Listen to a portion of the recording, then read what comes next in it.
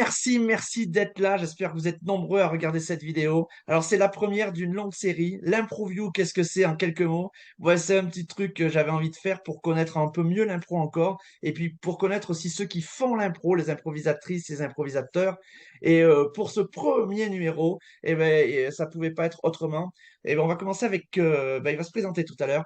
Mais ce monsieur que vous voyez à côté de moi, m'a appris beaucoup de choses en impro et c'est même lui qui nous a fait découvrir à Gap l'impro. On en reparlera peut-être dans cette improview. C'est parti pour la première de l'improview du Zigo. Et aujourd'hui, s'il te plaît, toi qui es à côté de moi, ton pédigré, ton nom, ton prénom et ton âge, s'il te plaît.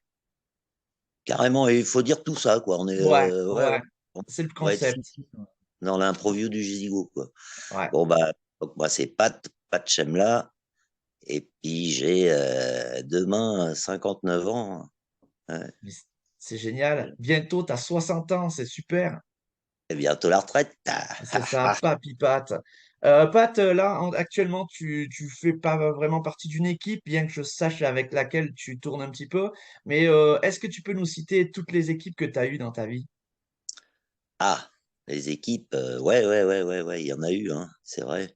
Ouais, Alors, moi, j'ai commencé l'impro à La Réunion, donc avec la bande de Saint-Quentin en Yvelines, là, qui était un peu précurseur du côté de Paris. Et puis, ils envoyaient des gens pour former dans différents endroits de France, en fait, et notamment à La Réunion. Et ils nous ont formés. Enfin, il y a un gars qui nous a formés, que j'ai beaucoup aimé, qui s'appelait Thomas Gerdil et qui est décédé, malheureusement, dernièrement. Mais si des gens enfin, il y a beaucoup de gens qui l'ont connu et c'était vraiment un gars super. Et donc, ok. il m'a passionné, voilà, il m'a donné la passion de l'impro, c'est sûr, ouais. Voilà. Et alors, tu me demandais les noms d'équipes. Alors, donc, à cette époque-là, on a créé une équipe qui s'appelait, c'était la Compagnie de l'Arbre du Voyageur, et c'était la cave impro, quoi. Compagnie de l'Arbre du Voyageur, impro, quoi. Bon.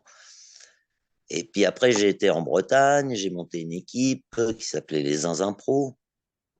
Et puis après, on a monté la clique de l'impro en Bretagne. Et puis après, je suis arrivé là, et puis monté l'impro ici avec vous, quoi. C'est Voilà. ça. Avec les machins pro et les abracadabras aussi. Braca d'impro, Ouais, et puis les machins pro, ouais, au et les début. machins. Ok, super. Alors, on en a un peu parlé, mais tu fais de l'impro depuis combien de temps à peu près? Est-ce que tu me parlais là, à La Réunion, c'est il y a combien d'années? C'était dans les années combien ça? T'as commencé Ah, quand? et ben, c'était en 95, exactement tout ça. Donc, ce 95. qui a 27 ans d'improvisation.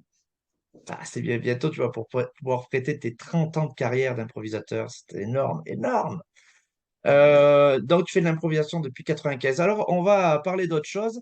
Alors, si on voit notre invité regarder à droite à gauche, c'est que comme c'est en direct, ça ne sera pas coupé. Et bien, chez Pat, pour ceux qui le connaissent, il y a toujours du monde qui passe. Alors, pour que Pat soit tranquille, c'est pas évident.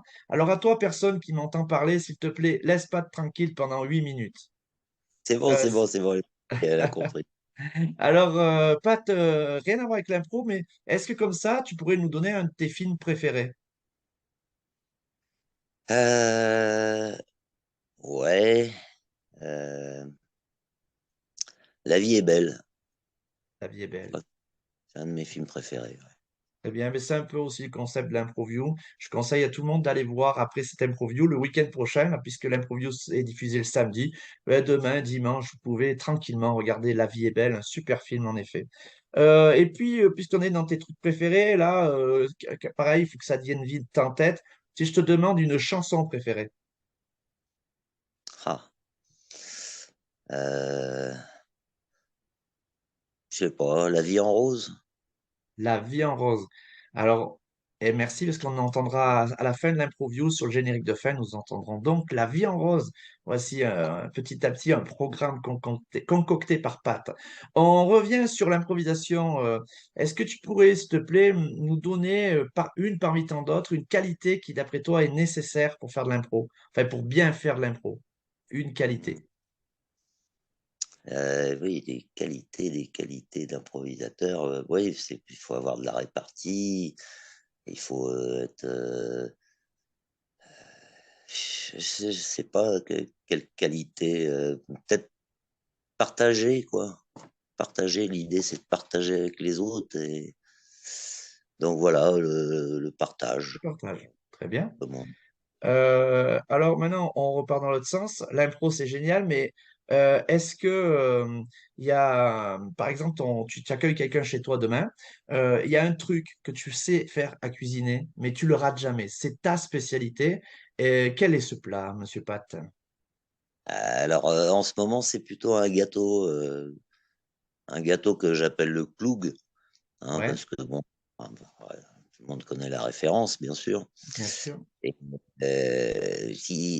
c'est un genre de tiramisu un petit peu fait avec du chocolat, du café, des petits biscuits trempés dans du café avec du fromage blanc. Voilà, appelle Alors, ça le ça, eh ben, genre écoute, de. Ouais. on pâte pour continuer le programme de demain. On ne savait pas ce qu'on allait manger comme dessert. À la fin de chaque Improview, vous trouverez aussi la recette de l'invité du jour en générique de fin. Donc, merci à Pat de, quand il le peut, m'envoyer sa recette du cloug champsaurin. Voilà, si tu peux la détailler pour qu'on arrive, nous, à la refaire, sauf si c'est une recette hyper secrète. Non, non, c'est une recette, je veux bien la partager, puisque j'aime bien partager, puisque c'est un Eh ben, très principe bien. de l'impôt. Eh ben, très bien. Alors, tout à l'heure, vous découvrirez la recette du clou à pâte. On continue. On a parlé de qualité tout à l'heure, puisqu'on parlait de partage tout à l'heure, puis de répartie pour l'impro. Mais à l'inverse, est-ce qu'il y a un défaut qu'il faudrait essayer de gommer pour faire de l'impro? Oui, il faut pas, comment dire, il faut pas trop être intérieur, quoi, je pense. Il faut être plutôt à l'extérieur. D'accord. Pas trop intérieur, mais voilà, Ouais. c'est ce que je pense, ouais. Faut, Ben, c'est bien. Si chaque improvisateur donne des bons conseils comme ça, à la fin de toutes les improvios, on va être encore meilleur. C'est trop, trop bien. Improviser, hein, tu fais ça bien. Et je te remercie parce que voilà, j'en profite dans cette improview pour te remercier encore. Que si je fais aussi l'improview ce soir, c'est en partie grâce à toi. Du coup, en plus de l'impro, et en plus de l'impro et on va dire du temps que tu passes avec les gens que tu aimes, est-ce qu'il y a un truc qui te passionne, qui a rien à voir avec l'impro?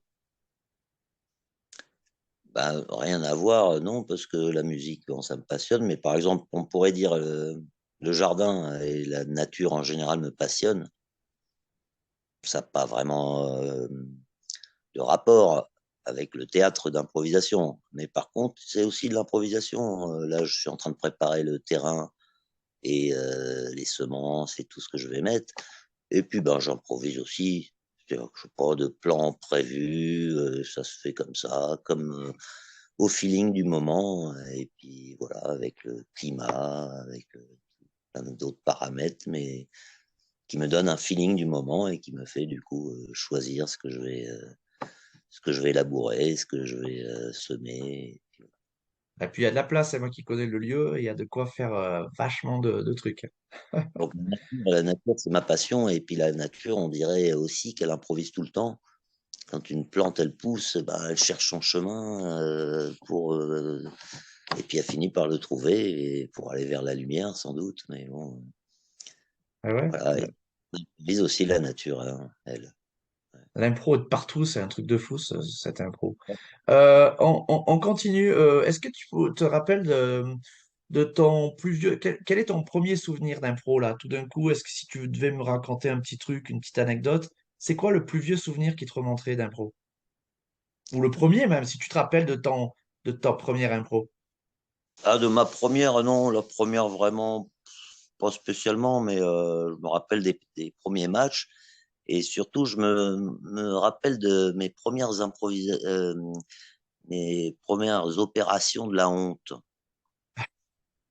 que j'ai eues. Donc pour moi, il faut passer cette étape, hein, pour devenir un bon improvisateur. C'est le moment où tu as honte en public parce que tu trouves rien et c'est naze ce que tu fais, quoi, tu vois. Et donc ça, et j'appelle ça, moi, l'opération de la honte. C'est-à-dire ce moment-là, quand ça t'arrive, ben, après ça, t'as plus peur de rien. Mais ouais. Donc, effectivement, si vous voulez, je peux t'en raconter voilà, un gros beat que j'ai fait un jour dans les premières impros et que je l'ai toujours dans la tête, celui-là, et qui fait que du coup, après ce truc-là, j'ai peur de rien. Je peux y aller n'importe où, quoi, tu vois. Je ferai jamais un beat aussi pourri, quoi, tu vois. Vas-y, si tu peux le raconter en 20 secondes.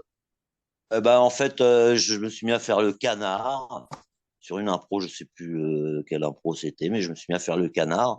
Et puis, il y avait rien qui sortait. Et je suis resté au moins 10 minutes faire le canard. D'accord. C'est le plus mauvais canard de ta vie, quoi. Et c'était naze, ouais. C'était naze. Bon. Et donc, ça, c'est le plus vieux, ça, c'est le plus vieux, mais est-ce que là, est-ce qu'il y a un bon souvenir, un kiff suprême, là, qui te revient en tête, que tu pourrais nous raconter? Euh, pff, Moi, j'avais organisé un festival pour mes 40 ans, en fait, un festival d'impro. C'était le premier festival d'impro que je mettais en place, en fait. C'était en Bretagne. Et il y avait 4 équipes, je me rappelle plus exactement, Nantes, Rennes, puis voilà, nous, 2 équipes de nous, quoi, je crois. Et puis, pour cette occasion-là, j'avais embauché des peintres qui devaient faire des impro-peintures en même temps. Il y avait des musiciens aussi, et c'était une belle ambiance, vraiment une super ambiance. Et puis les peintres, sur la première impro que j'ai arbitré, le premier match que j'ai arbitré, ils avaient le sujet qui durait tout le week-end du festival, où ils devaient peindre une grande fresque et Ah qui ouais, était mon cadeau d'anniversaire, en fait, ah, super. de mes 40 ans. Donc j'ai toujours cette fresque où 2 peintres se sont affrontés sur le sujet qui était le thème du rêve. Voilà. Ah ouais, bon, du coup, ça, ça peut partir dans tous les sens. Ça, c'est un super souvenir, ça. Très Beau bien. souvenir. Ah Après, ouais. il y en a, enfin, tu sais bien qu'il y en a plein d'autres, hein, Ouais, ouais, il y en des a beaux. plein, hein. Mais souvent, c'est le premier qui revient. C'est pour ça que je demande aux gens de pas réfléchir. Finalement, c'est le premier qui t'est venu, c'est celui-là. On arrive presque au bout de cette improview. Mais avant, j'ai deux dernières petites questions. Est-ce que tu as une devise ou un mantra, un truc que tu aimes à te répéter, ou même la phrase de quelqu'un d'autre, hein, mais que tu as fait tienne? Par rapport à l'impro, Ou par rapport à la vie, à ce que tu veux, un truc, une sorte de devise que tu as, quoi. je dirais qu'il faut improviser beaucoup plus dans la vie. Et puis, parce que souvent, on est bloqué par notre société, hein, qui nous emmène pas forcément où on veut. Et je trouve que, voilà, souvent, on n'improvise pas assez dans la vie. On a toujours des calepins remplis de choses à faire. Ah, tu as coupé ton micro, Pat. Tu as coupé ton micro. Ouais, parfait. C'est le direct. Bon, c'est ça le direct. Voilà. Ok, alors attention, Pat, on va terminer par 30 secondes, une sorte de petite impro. Le thème de cette impro, ça va être de nous dire en 30 secondes, pour toi, qu'est-ce que c'est que l'impro? Voilà, que si tu devais dire à quelqu'un, lui expliquer ce que c'est vraiment l'impro, tu es prêt pour cette improvisation? On va faire le célèbre 3-2-1 et à la fin des 3-2-1, je te demande en 30 secondes de nous dire, pour toi, qu'est-ce que c'est que l'impro? Attention, 3-2-1, c'est quoi l'impro? Et ben, comme je disais juste avant, l'impro, c'est la vie. Et voilà, il y avait un t-shirt là qui traînait, qui était sympa, qui avait ce slogan, un jour je suis né et depuis j'improvise. Et puis, ben, depuis que je fais de l'impro, je pense que je vais dans ce sens-là, moi, tout le temps. Donc, finalement, la vie, c'est l'impro, quoi. C'est ça que je pense. C'est ça surtout. Merci, Et merci Pat, merci pour tous ces conseils, pour toutes ces anecdotes, tout ça. Donc, je signale à tout le monde que l'impro view va s'arrêter. Il va y avoir une petite musique que Pat nous a conseillé. Demain, vous pouvez regarder La vie est belle. Vous allez manger un bon cloug de pâtes, version hein, tiramisu Champsaurain, vous allez voir. Et j'espère que vous avez passé un bon moment. En tout cas, merci Pat. Ça me faisait plaisir de t'avoir. Je signale à tout le monde que Pat est donc le parrain imposé, il n'a pas choisi. C'est mon parrain de l'improview du Zigo, car c'est ce gars-là qui m'a appris tout ce que je sais en impro. Voilà, on en a fait plein, on a fait des spectacles ensemble. Ça pouvait être que toi en premier, Pat. Je te fais des bisous. moi Euh, je aussi. fais, je fais des bisous à tout le monde. Encore merci, Pat. Et puis, Allez, rendez-vous la semaine prochaine pour un nouveau numéro d'Improview du Zigo. Ciao tout le monde. Et attention, je termine avec la phrase que disait Pierre Rabhi. C'est dans les utopies d'aujourd'hui que naissent les projets de demain. La bise à tous. Je vous aime. allez, ciao, ciao.